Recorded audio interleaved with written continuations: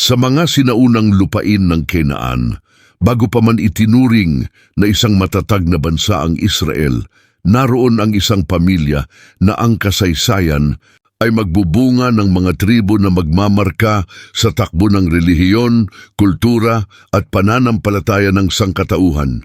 Nagsimula ang lahat kay Jacob na tinawag ding Israel, ang anak ni Isaac at apo ni Abraham. Ang kanyang buhay ay puno ng pakikibaka, pangarap at mga pangako mula sa Diyos. Sa Torah at sa Quran, siya ay inilalarawan bilang isang lingkod ng Diyos na pinagpala ng mga anak na magiging mga pinuno ng mga tribo.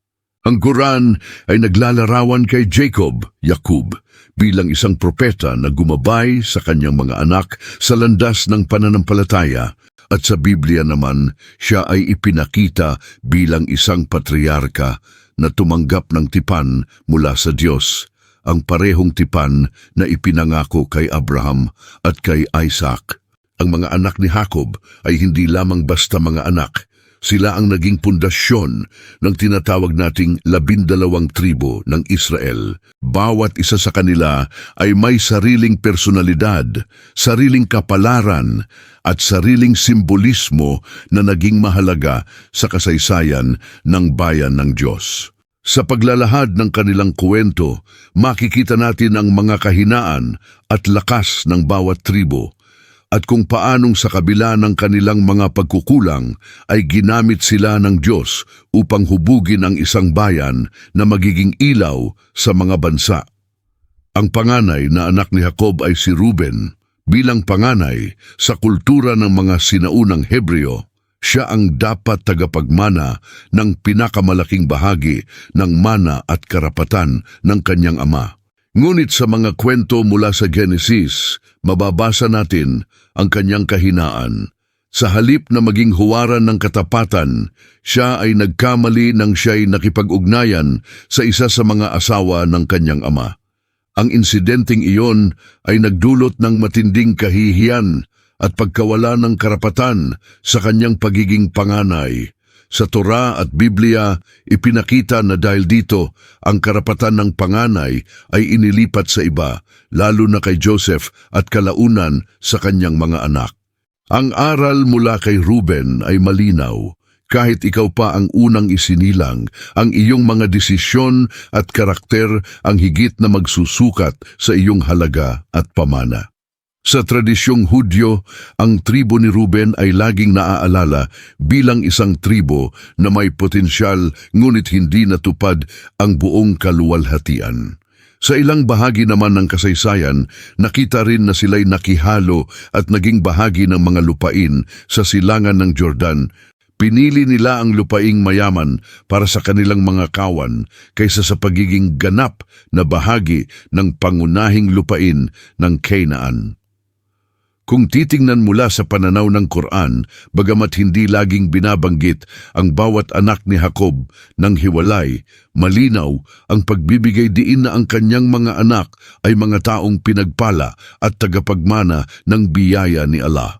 Subalit, tulad ng ibang mga propeta at angkan, ang kanilang mga pagkakamali ay hindi na itago. Ang kwento ni Ruben ay isang babala na ang pagiging anak ng isang propeta ay hindi garantiya ng kabanalan. Ang pananampalataya at pagsunod ay isang responsibilidad na kailangang panghawakan. Kasunod ni Ruben ay si Simeon. Kung babalikan natin ang kwento sa Genesis, si Simeon ay kabilang sa mga anak na may matinding galit at marahas na pagkilos. Isa sa mga pinakakilalang pangyayari ay nang ang kanyang kapatid na si Dina ay inalipusta, si Simeon at si Levi ay nagtulungan upang maghiganti. Pinilit nilang magpatuli ang buong bayan na nakasakit kay Dina at nang ang mga ito'y nasa kahinaan, kanilang pinaslang ang lahat ng kalalakihan. Sa isang banda, makikita ang kanilang pagiging protektibo sa dangal ng kanilang kapatid. Ngunit sa kabilang banda, ang labis na karahasan ay nagdulot ng mantsa sa kanilang pangalan. Sa huling bahagi ng buhay ni Jacob, Kanyang binanggit ang galit ni Simeon at Levi bilang isang bagay na nagdala ng sumpa sa kanilang mga pangalan, kaya't hindi sila pinarangalan bilang mga pinunong may ganap na basbas. Sa kasaysayan ng Israel, ang tribo ni Simeon ay hindi lumaki bilang isang makapangyarihang tribo. Sa katunayan, sila'y natunaw at nakipag-isa sa tribo ni Juda at halos nawala bilang isang hiwalay na entidad. Ang kanilang kapalaran ay isang halimbawa na ang marahas na aksyon, kahit pa ito'y may layunin ng katarungan, ay maaaring magdulot ng pagkawasak sa kinabukasan. Sa Quran, may aral na nagsasabing ang galit ay hindi dapat mangibabaw sa isang tao, kundi dapat itong kontrolin upang manatili sa landas ng katuwiran. At kung isasaalang-alang ang kwento ni Simeon, makikita natin ang isang tribo na nagsimula sa matinding sigla, ngunit natapos sa pagkawala ng identidad. Pagdating kay Levi, ibang dimensyon naman ang ipinakita. Si Levi, kapatid ni Simeon, ay kasama sa madugong paghihiganti kay Dina. Kaya't sa una, siya ay tinagurian ding marahas at puno ng galit. Ngunit sa mas malalim na kasaysayan, mula sa kanyang angkan, lumitaw ang mga pari, ang mga Levita. Sa kabila ng sumpa na kanyang tinanggap mula sa kanyang amang si Jacob, ginamit ng Diyos ang kanyang lahi upang maging mga tagapangalaga ng kabanal-banalang bagay, maging mga pari at mga tagapaglingkod sa tabernakulo at templo. Ang aral mula rito ay kamangha-mangha. Kahit pa ang isang tao ay magmula sa isang marahas na simula, maaari siyang gawing kasangkapan ng Diyos para sa kabanalan. Sa Torah, ang mga Levita ay walang mana sa lupaing gaya ng ibang tribo. Sa halip, ang kanilang bahagi ay ang paglilingkod sa Diyos. Ang Quran naman ay naglalarawan ng kahalagahan ng mga taong inilaan sa pananampalataya at pagsamba, mga taong hindi nakikibahagi sa makamundong paghahangad, kundi inilalaan ang kanilang sarili sa paglilingkod. Ang tribo ni Levi ay naging sagisag ng ganitong uri ng buhay. Sa kanilang lahi nagmula sina Moises at Aaron, mga pangunahing lider ng Israel sa panahon ng Eksodo. Ang kanilang pagiging tagapag-ingat ng kautusan at tagapaglingkod sa templo ay nagpapatunay na ang isang kasaysayan ng karahasan ay maaaring baguhin ng Diyos tungo sa kasaysayan ng kabanalan. Sa lahat ng ito, makikita natin ang tatlong unang tribo na pawang may kahinaan at kabigatan. Si Ruben na natalo ng kanyang sariling kahalayan, si Simeon na nalunod sa galit, at si Levi na mula sa karahasan ay naging simbolo ng kabanalan. Ang kanilang mga kwento ay hindi lamang simpleng kasaysayan, kundi mga aral na ipinapasa mula sa mga banal na aklat patungo sa ating panahon. Ang kanilang mga kapalaran ay nagsisilbing paalala na ang pamana ng pananampalataya ay hindi lamang nakasalalay sa dugo, kundi sa pagsunod, sa disiplina at sa pagtitiwala sa Diyos. Sa paglalakbay ng 12 tribo ng Israel, malinaw na ang simula ay hindi perpekto. Ngunit sa bawat pagkakamali may nakatanim na aral. Ang mga tribong ito ay magiging bahagi ng isang mas malawak na kwento ng pagtubos at pangako. Sa kanilang pag-iral, nagsasalamin sila ng katotohanang dala ng Torah, ng Biblia at ng Quran, na ang tao, kahit gaano kahina, ay maaaring gamitin ng Diyos upang maging bahagi ng isang dakilang plano. Matapos ang kwento ng unang 3 anak ni Jacob, dumako naman tayo sa mga susunod na anak na nagbigay ng iba't ibang kulay at direksyon sa kapalaran ng Israel. Ang ika-4 na anak ay si Juda, at dito nagsimula ang isang mahalagang linya na magiging sentro ng kasaysayan. Sa Genesis, si Juda ang isa sa mga pinakabinibigyang pansin na anak. Siya ang nagpakita ng pamumuno nang si Joseph ay ibinenta ng kanyang mga kapatid. Bagaman sangkot siya sa pagbebenta kay Joseph, siya rin ang nagpakita ng pagtutol laban sa pagpatay dito. Sa kalaunan, siya ang tumayo bilang tagapamagitan ng ang buhay ni Benjamin ay nalagay sa panganib sa kamay ng pinuno ng Egypt. na hindi pa nila alam ay si Joseph. Ang tribo ni Juda ay naging makapangyarihan sa kasaysayan ng Israel. Mula sa kanila nagmula ang mga hari, kabilang si Haring David at ang kanyang anak na si Solomon. Sa mga Hudyo, ang pangalang Juda ay naging ugat ng salitang Jew o Hudyo mismo. Sa pananampalataya ng mga Kristiyano, mula sa linya ni Juda, ipinanganak ang Mesiyas na si Jesus. Ang Biblia ay nagtuturo na mula sa tribo ni Juda lalabas ang scepter ng pamumuno na hindi kailanman mawawala. Ang tribo ni Juda ay naging sagisag ng pamumuno, lakas at tipan ng Diyos. Subalit hindi rin perpekto ang kanyang personal na buhay. Nabanggit sa Genesis ang kanyang pakikipag-ugnayan kay Tamar, ang biyuda ng kanyang anak, sa paraang puno ng hiya at panlilinlang. Ngunit sa huli, kinilala niya ang kanyang pagkukulang at inamin na si Tamar ay higit na matuwid kaysa sa kanya. Ang eksenang ito ay nagpakita ng kakayahan ni Juda na magpakumbaba at magbago. Ito marahil ang dahilan kung bakit siya ang naging pinuno sa halip na ang kanyang mga mas matatandang kapatid. Ang aral dito ay malinaw. Ang isang pinuno ay hindi kailangang perpekto, ngunit dapat siyang handang umamin sa kanyang kamalian at handang ituwid ang kanyang daan. Kasunod ni Juda ay si Dan. Ang pangalan ni Dan ay nangangahulugang paghatol. Ang kanyang tribo ay may kakaibang kwento. Ayon sa Genesis, si Jacob ay nagpropesiya na si Dan ay magiging tulad ng ahas sa tabi ng daan, nanunuklaw sa sakong ng kabayo upang mahulog ang sakay nito. Ang imahe ay isang babala. Ang tribo ni Dan ay may kapasidad sa tusong pagkilos at lihim na lakas. Sa kasaysayan, ang tribo ni Dan ay lumipat mula sa kanilang orihinal na lupain sa timog at tumungo sa hilaga. Doon sila nakihalo sa ibang kultura at sumamba sa mga Diyos-Diyosan. Isa ito sa mga dahilan kung bakit sa Aklat ng Pahayag, ang tribo ni Dan ay hindi isinama sa listahan ng mga tinatakan sa huling panahon. Gayunpaman, may bahagi rin ng kasaysayan na nagpapakita ng kanilang lakas. Isa sa mga pinuno na nagmula sa kanila ay si Samson, ang hukom na may pambihirang lakas. Ang kanyang buhay ay puno ng pakikibaka laban sa mga Filisteo, at kahit sa kanyang kamatayan, marami siyang natalo kaysa sa kanyang nabuhay.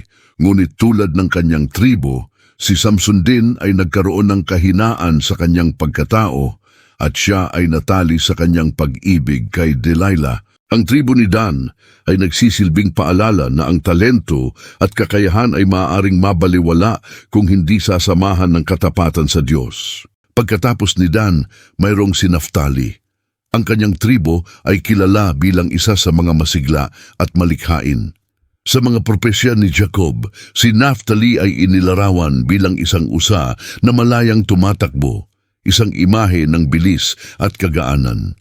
Sa kasaysayan ng Israel, ang lupain ng Naphtali ay nasa hilagang bahagi malapit sa dagat ng Galilea. Sa Ebanghelyo ng Bagong Tipan, binanggit na sa lupain ng Naphtali nagsimula ang ministeryo ni Jesus, kung saan siya naglakad sa paligid ng Galilea, nangangaral at nagpapagaling. Sa ganitong paraan, ang tribo ni Naphtali ay nagkaroon ng kaugnayan sa liwanag at kalayaan. At ang mensahe ay laging malinaw. Ang liwanag ng Diyos ay dumarating sa mga lugar na madalas ay nasa gilid o malayo sa sentro. Sa parehong diwa, ang Naphtali ay hindi naging sentrong tribo, ngunit sa kanilang lupain dumaloy ang isa sa pinakamahalagang bahagi ng kasaysayan ng kaligtasan. Ang kanilang imahe bilang isang usa na malayang tumatakbo ay naglalarawan ng kalayaan ng pananampalataya at sigla ng ministeryo. Sa kabilang dako, ang tribo ni Gad ay kilala bilang mga mandirigma. Sa hula ni Jacob, si Gad ay inilarawan bilang isang grupo ng mandirigma na laging nasa laban, ngunit laging nagtatagumpay. Ang kanilang lupain ay nasa silangan ng Jordan at sila ay nakilala bilang mga sundalong handang lumaban para sa kanilang mga kapatid, kahit ang kanilang tahanan ay nasa kabilang panig ng ilog. Sa aklat ni Josue, mababasa na ang mga anak ni Gad ay sumama sa pakikidigma upang tulungan ang ibang tribo makuha ang kanilang lupain kahit na sila'y mayroon ng sarili. Ang katapatan at katapangan ng tribo ni Gad ay naging huwaran ng pagiging kapatid na handang magsakripisyo. Ang tribo ni Gad ay tila isang makasaysayang halimbawa ng prinsipyong ito. Sila'y may sariling lupain, ngunit hindi nakalimot sa tungkulin sa kanilang kapatid. Sa kanilang pagiging mandirigma, nakita rin ang aral na ang tunay na lakas ay hindi lamang para sa sarili, kundi para sa komunidad. Ang tribo ni Asher naman ay nakilala sa kasaganaan. Ang kanilang lupain ay nasa baybayin at kilala sa pagiging matabang, mayaman sa langis ng olibo at masaganang ani. Ang propesiya tungkol kay Asher ay nagsasabing ang kanyang tinapay ay magiging masagana at siya'y magbibigay ng mga pagkain na angkop sa mga hari. Ang kanilang simbolismo ay kaugnay ng kasaganaan at pagpapala, ngunit ang panganib ng kasaganaan ay laging nakatago. Maaari itong magdulot ng pagkakampante at pagkalayo sa Diyos. Sa Biblia, ang Asher ay hindi laging nasa sentro ng mga labanan o espiritual na pakikibaka, ngunit sila ay patuloy na nakikibahagi sa kapalaran ng buong Israel. Kaya't ang tribo ni Asher ay isang larawan ng pagpapala at paalala na ang kasaganaan ay may kasamang pananagutan.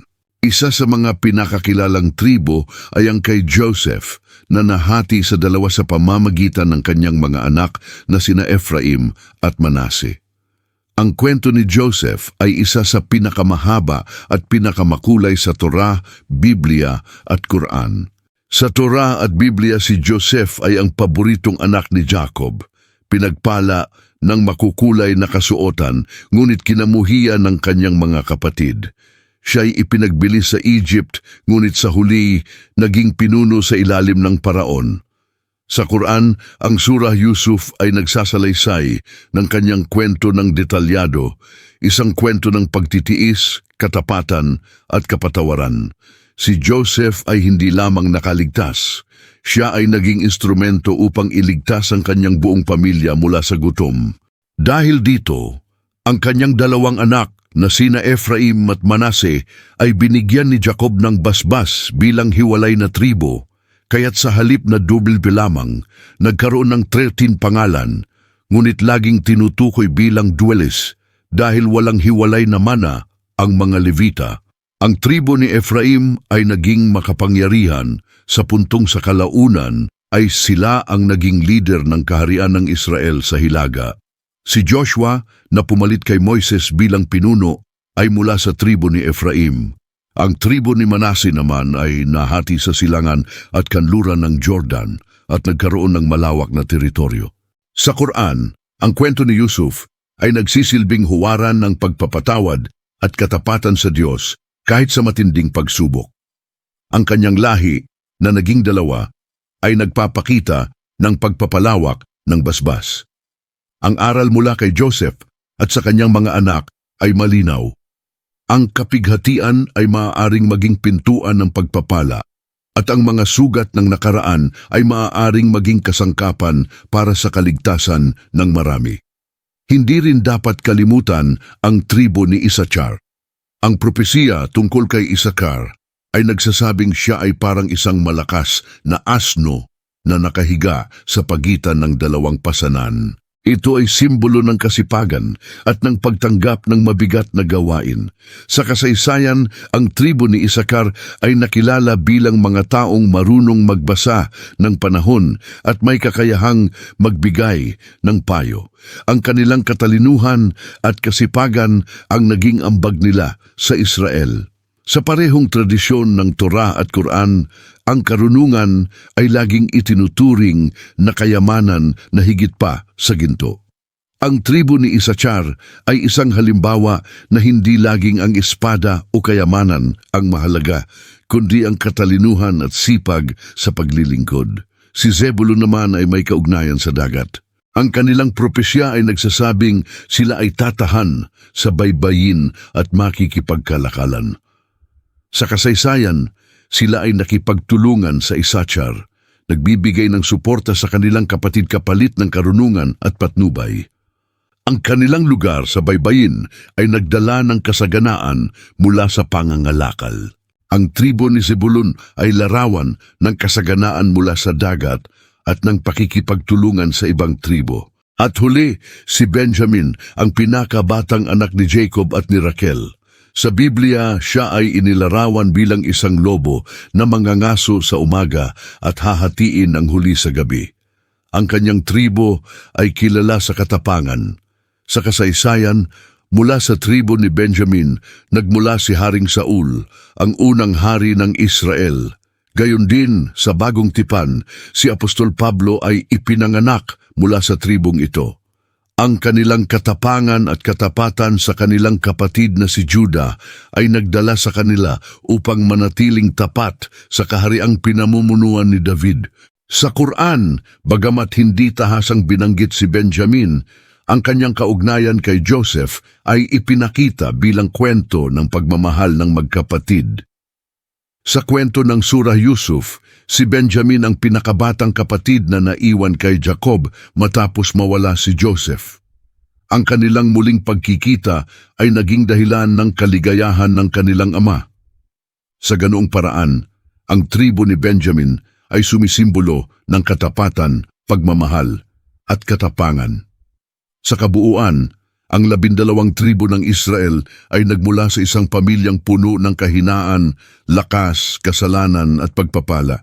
Sa Torah, sa Biblia at sa Quran, sila ay inilarawan bilang mga anak na pinagpala ngunit sinubok. Ang kanilang mga kwento ay salamin ng ating sariling mga buhay. May mga pagkakataong tayo ay tulad ni Ruben na nagkamali tulad ni Simeon at Levi, na nalunod sa galit tulad ni Judah, na nagpakumbaba tulad ni Joseph, na nagtagumpay sa kabila ng pagsubok, at tulad ni Benjamin na naging tapat hanggang huli. Ang kanilang pinagmulan ay isa lamang pamilya, ngunit sa kalaunan sila'y naging isang bansa na nagdala ng liwanag, kautusan at pananampalataya sa mundo. Matapos nating makita ang pinagmulan ng bawat tribo, mahalagang unawain kung paano sila nagsama-sama bilang isang bansa, sapagkat dito nagsimula ang masalimuot ngunit makabuluhang kasaysayan ng Israel. Ang 12 tribo ay hindi lamang basta magkakapatid sa dugo, kundi magkakapatid sa tipan. Nasa kanilang mga kamay ang katuparan ng pangako ng Diyos kay Abraham na ang kanyang lahi ay magiging kasing dami ng mga bituin at magiging pagpapala sa lahat ng bansa. Ngunit ang katuparan ng pangako ay hindi dumating ng madali. Dumaan sila sa mga pagsubok na magpapakita ng kanilang katatagan, kahinaan at ugnayan sa Diyos na kanilang sinasamba. Nang sila ay makalabas mula sa Egypt sa pamumuno ni Moises, ang bawat tribo ay may sariling posisyon sa loob ng kampo. Sa aklat ng mga bilang, nakasaad kung paano sila inayos sa paligid ng tabernakulo. Ang bawat tribo ay may bandila, may sariling sagisag at may partikular na papel.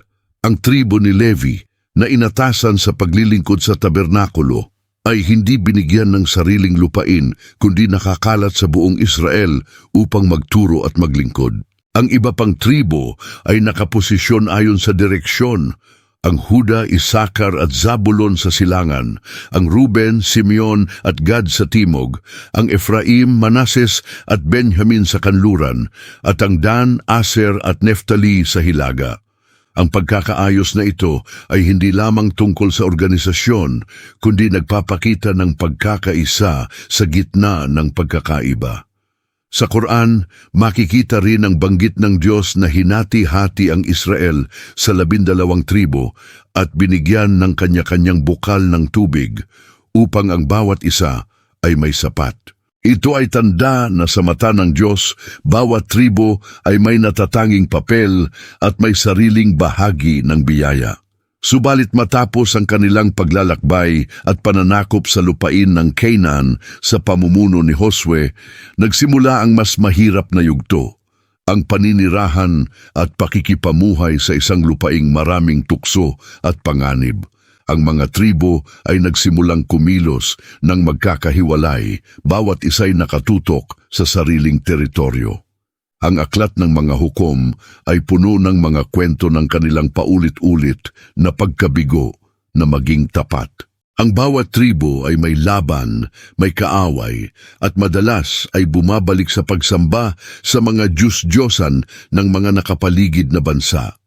Sa Quran, madalas ipinaalala ng Diyos kung paano ang mga anak ni Israel ay paulit-ulit na sinuway ang tipan, at kung paanong pinadala ang mga propeta upang sila'y paalalahanan. Ang kanilang kasaysayan ay nagmistulang salamin ng kahinaan ng tao at ng habag ng Diyos.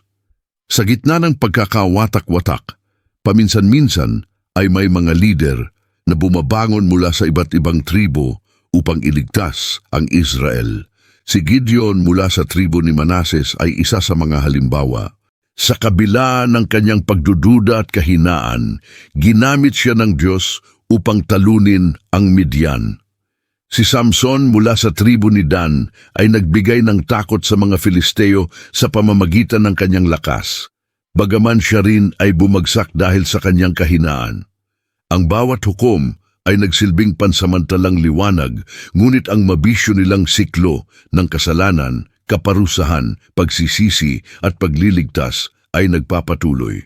Sa kabuuan, ang panahong ito ay nagpapakita ng kahalagahan ng pamumuno at pagkakaisa. Sa huli, umusbong ang hiling ng bayan na magkaroon ng hari. Hindi na sila makontento sa mga hukom na dumarating at umaalis. Nais nilang maging tulad ng ibang bansa na may hari na namumuno. Ito ang naging simula ng monarkiya sa Israel. Ang unang hari ay si Saul mula sa tribo ni Benjamin. Ang kanyang pagsisimula ay puno ng pag-asa. Ngunit sa kalaunan, dahil sa kanyang pagsuway, siya ay itinakwil ng Diyos. Ang kasaysayan ni Saul ay kwento ng isang taong nagsimula sa kababaang loob, ngunit natapos sa kapalaluan. Ang kanyang pinagmulan sa tribo ni Benjamin ay mahalaga, isang maliit na tribo, ngunit pinili ng Diyos upang ipakita na ang kadakilaan ay hindi laging nakasalalay sa laki. Pagkatapos ni Saul, dumating si David mula sa tribo ni Juda. Dito nagsimula ang ginintuang panahon ng Israel. Si David na dating pastol ay naging hari na nagbuklod sa lahat ng tribo. Sa ilalim ng kanyang pamumuno, nagkaisa ang Israel bilang isang makapangyarihang bansa. Siya ay hindi perpekto sapagkat alam natin ang kanyang mga pagkakasala, lalo na sa kaso ni Batsheba. Ngunit ang kanyang pusong mapagsisi at ang kanyang pagmamahal sa Diyos ang nagbigay sa kanya ng titulong Man After God's Own Heart. Sa Quran, si Daud o David ay binanggit bilang isang propeta at hari na binigyan ng zabur at siya ay kilala sa kanyang hustisya at pagsamba. Ang pagkakaisa ng Israel sa ilalim ni David ay naging sagisag ng tunay na pamumuno na nakabatay sa pananampalataya at katarungan. Itinuloy ni Solomon, anak ni David, ang pamumuno. Siya ay kilala sa kanyang karunungan, kayamanan at kapayapaan. Sa panahon niya ang templo sa Jerusalem ay itinayo at ang Israel ay umabot sa rurok ng kasaganaan at impluensya. Siya ay halimbawa ng kapangyarihan na ibinigay ng Diyos sa isang lingkod na may karunungan. Subalit, sa kabila ng kasaganaan, nagsimula ring makita ang mga bitak ng kahinaan. Ang sobrang kayamanan at ang impluensya ng mga banyagang asawa ni Solomon ay nagdala ng mga Diyos-Diyosan sa Israel. Ito ang naging binhi ng pagkahati. Pagkamatay ni Solomon, ang kaharian ay nahati sa dalawa. Ang kaharian ng Israel sa hilaga na binubuo ng 10 tribo at ang kaharian ng Huda sa timog na binubuo ng tribo ng Huda at Benjamin kasama ang mga Levita na nanatili sa templo. Ang pagkakawatak na ito ay isa sa pinakamalungkot na bahagi ng kanilang kasaysayan. Ang hilagang kaharian ay nagkaroon ng sunod-sunod na hari na halos lahat ay nagtulak sa bayan sa pagsamba sa mga Diyos-Diyosan. Ang timog na kaharian ay nakaranas din ng mga kahinaan, ngunit paminsan-minsan ay may mga hari na nagbalik loob sa Diyos tulad ni na Ezekias at Hoseas. Sa Quran, paulit-ulit na ipinapaalala ang mga anak ni Israel sa kanilang mga pagkakasala at kung paanong ang kanilang paghihiwalay at kawalang katapatan ang nagdala sa kanila sa kapahamakan. Ang hilagang kaharian ay bumagsak sa kamay ng mga Asiryano at ang 10 tribo ay dinala sa pagkakatapon. Sila ang tinaguriang nawawalang tribo ng Israel. Maraming haka-haka kung saan sila napunta. May nagsasabing sila'y nakihalo sa mga Asiryano. May nagsasabing lumipat sila sa malalayong lupain at nagtatag ng ibang pamayanan. Ang timog na kaharian naman ay bumagsak sa mga Babilonyo at ang mga tao ay dinala sa pagkakatapon sa Babilonya.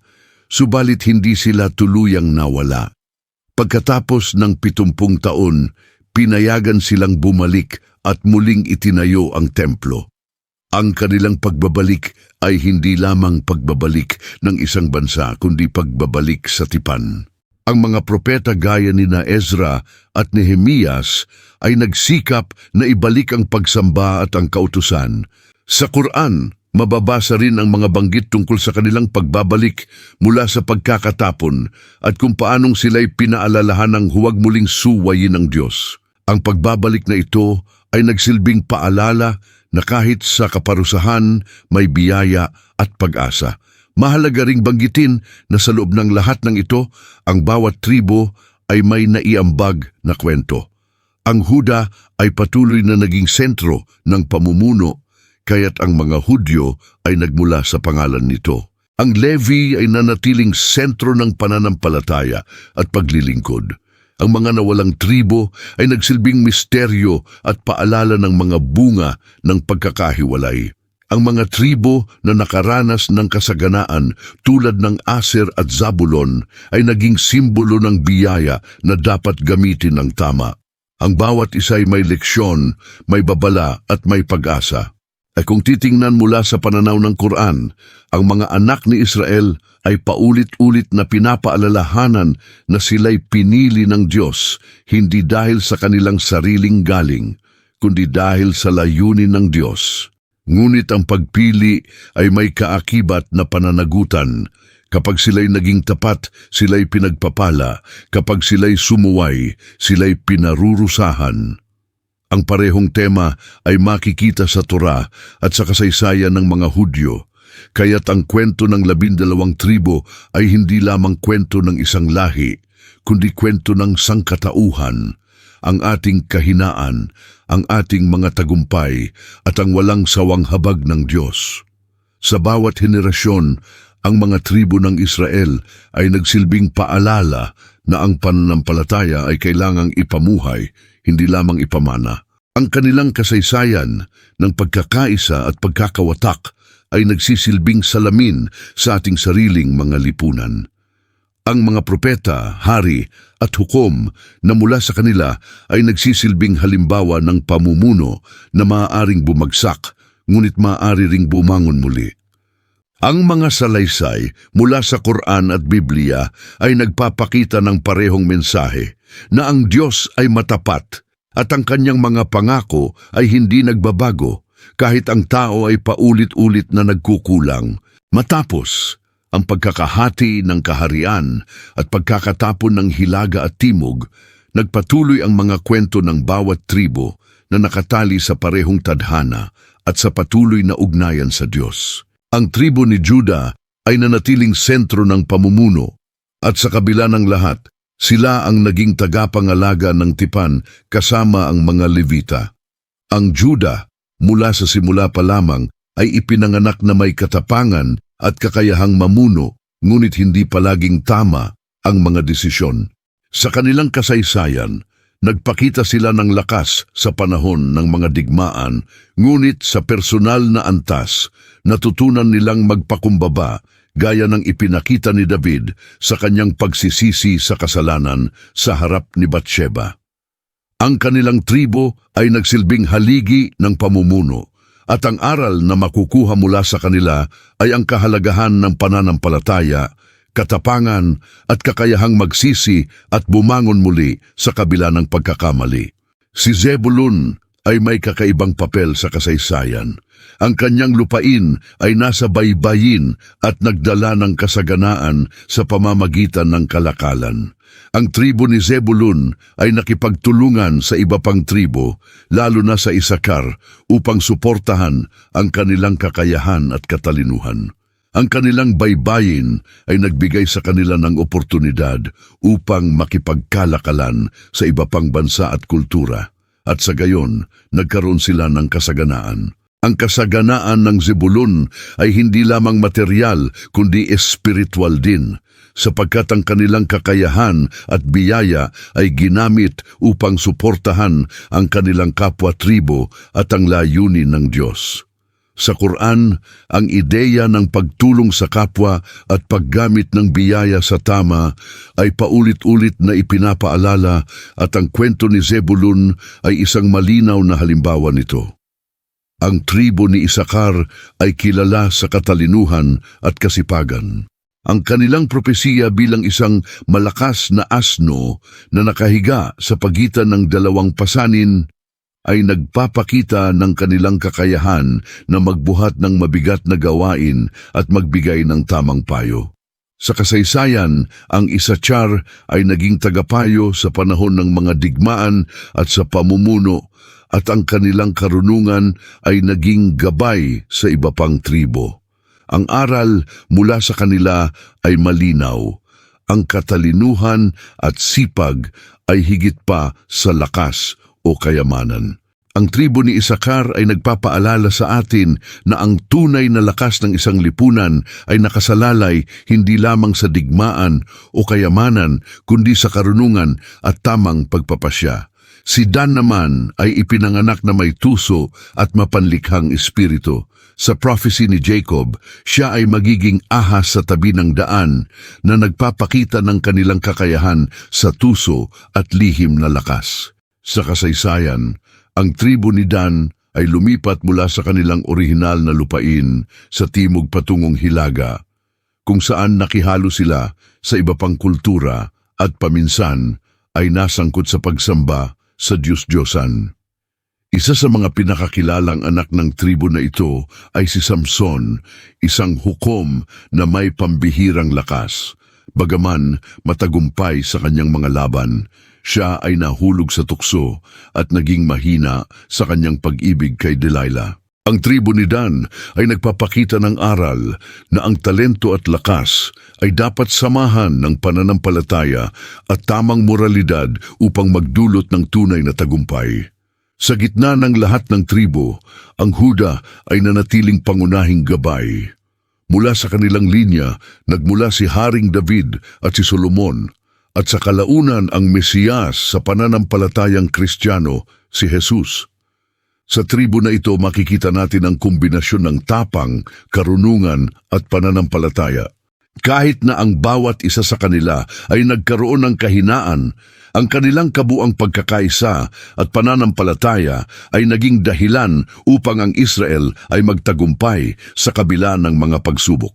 Ang kasaysayan ng tribo ni Huda ay puno ng mga kwento ng pakikibaka, pagkakaisa at kabiguan. Sa panahon ng pagkakahati ng kaharian, ang timog na kaharian na binubuo ng Juda at Benjamin ay nakaranas ng maraming pagsubok kabilang ang pag-atake ng mga dayuhan.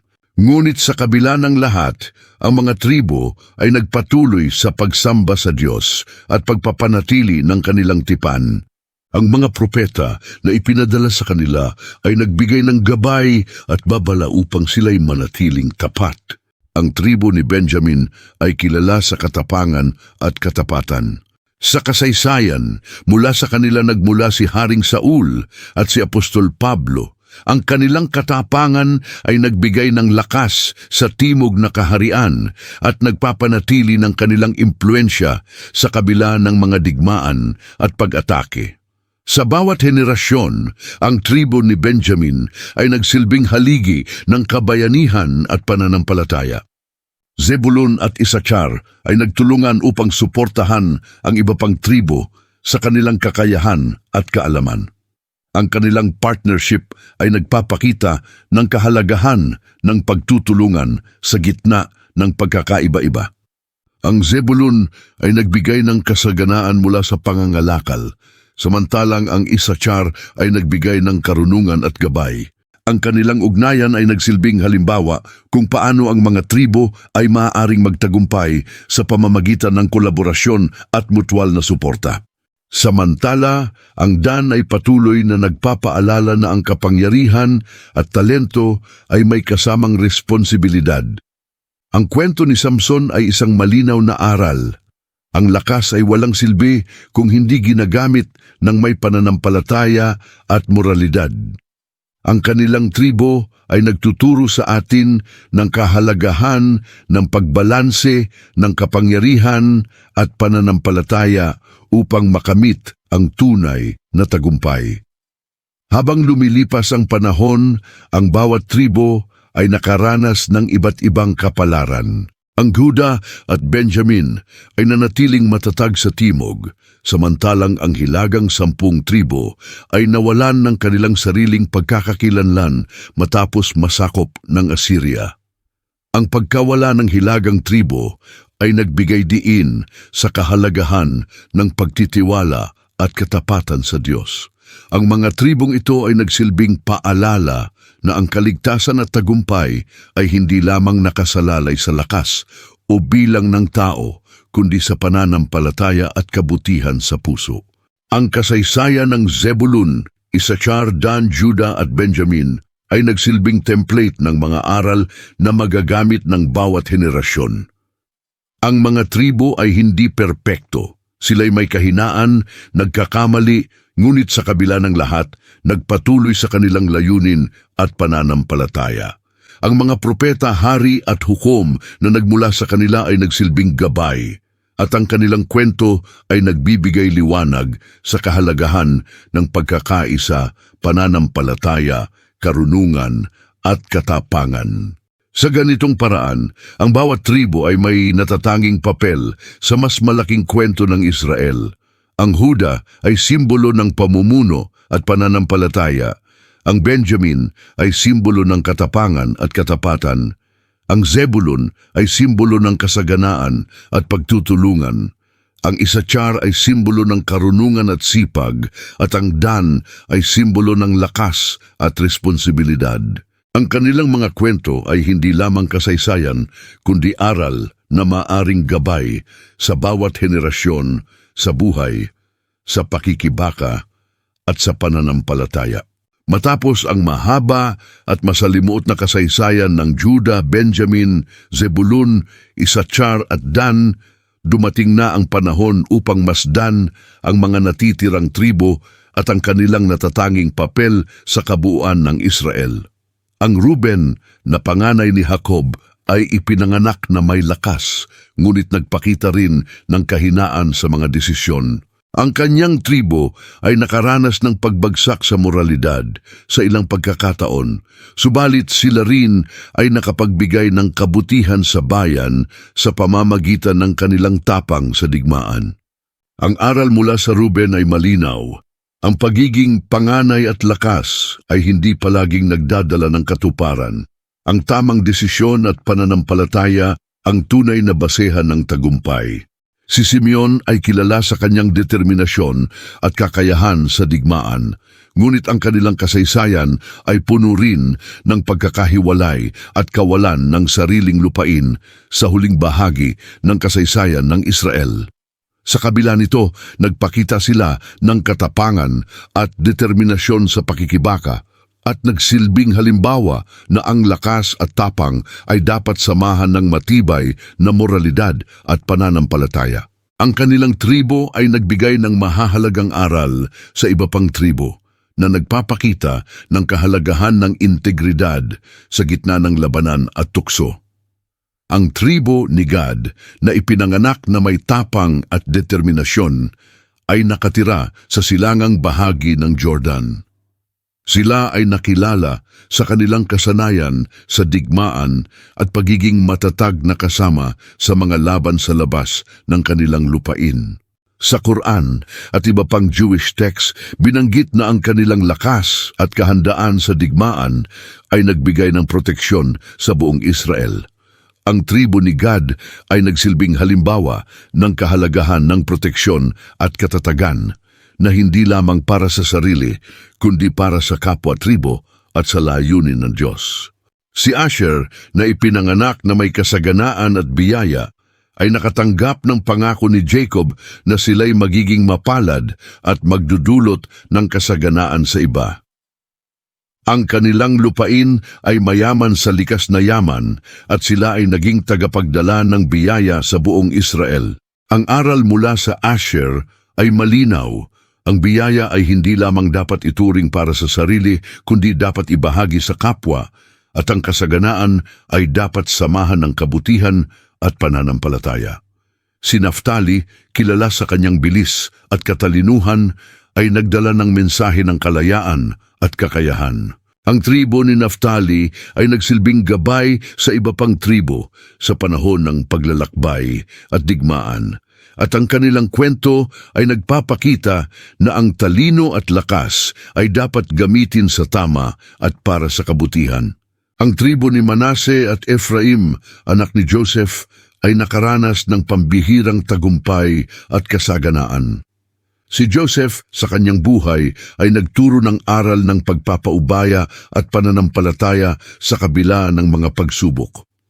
Ang kanyang mga anak, Manase at Ephraim, ay nagsilbing haligi ng tagumpay at pamumuno.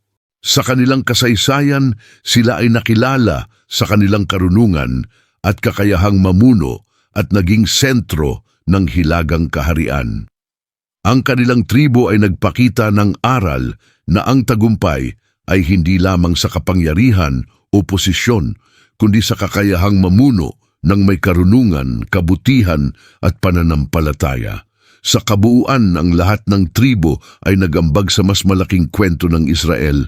Ang kanilang mga aral ay nagmula sa kanilang pinagmulan, mga karanasan sa digmaan, pamumuno at sa kanilang relasyon sa Diyos. Ang bawat tribo ay may natatanging papel. Ang Juda ay simbolo ng pamumuno at pananampalataya. Ang Benjamin ay ang pagiging matapang. Ang Zebulun ay kasaganaan, ang Issachar ay karunungan, at ang Dan ay lakas at responsibilidad. Ang Ruben ay aral sa tamang desisyon, ang Simeon ay integridad sa digmaan, ang Gad ay proteksyon at katatagan, ang Asher ay pagbibigay ng biyaya, ang Naphtali ay katalinuhan at bilis, at ang Manase at Ephraim ay karunungan at tagumpay. Ang pagkakaisa at pagkakaiba ng mga tribo ay nagbigay diin sa kahalagahan ng pagtutulungan, pananampalataya, karunungan at katapangan. Sa Quran at Biblia, paulit-ulit na ipinapaalala ang kahalagahan ng pagiging tapat sa Diyos at sa kapwa. At ang bawat tribo ay nagpakita ng iba't ibang aspeto ng aral na ito. Ang kasaysayan ng Israel ay nagsilbing gabay sa mga susunod na henerasyon, na nagpapaalala na ang tagumpay at kaligtasan ay hindi nakasalalay lamang sa lakas o bilang ng tao, kundi sa pananampalataya, moralidad at kabutihan. Sa pagtatapos ng kanilang kasaysayan, ang 12 tribo ay naging simbolo ng kabuuan ng sangkatauhan, ang mga kahinaan, tagumpay, pagkakaisa at pagkakawatak. Ang kanilang kwento ay hindi lamang para sa Israel, kundi para sa lahat ng tao na nagsisilbing paalala na ang buhay ay puno ng pagsubok at ang tunay na tagumpay ay nasa tamang pamumuhay, pananampalataya at pag-ibig sa Diyos at kapwa. Ang kanilang kasaysayan ay nagpapakita rin na kahit ang mga nawawalang tribo ay may papel sa mas malaking plano. Ang hilagang 10 tribo na dinala sa pagkakatapon ay nagsilbing misteryo, ngunit ang kanilang kwento ay nagpapaalala na ang Diyos ay may plano sa lahat at walang sino man ang tuluyang nawawala sa kanyang pangangalaga. Ang mga tribo na bumalik mula sa pagkakatapon ay nagbigay ng aral na ang pananampalataya at pagsisisi ay laging nagdadala ng biyaya at pagkakataon para sa bagong simula. Sa ganitong paraan, ang kwento ng 12 tribo ay nagiging tulay sa pagitan ng nakaraan at hinaharap na nagtuturo sa atin ng kahalagahan ng pananampalataya, pagkakaisa, aral mula sa pagkakamali at pag-asa. Ang kanilang buhay sa kabuuan ay isang aklat ng aral na nagpapaalala na ang bawat isa sa atin ay may papel sa mas malaking plano at ang bawat pagkilos, desisyon at pananampalataya ay may epekto sa kasalukuyan at hinaharap.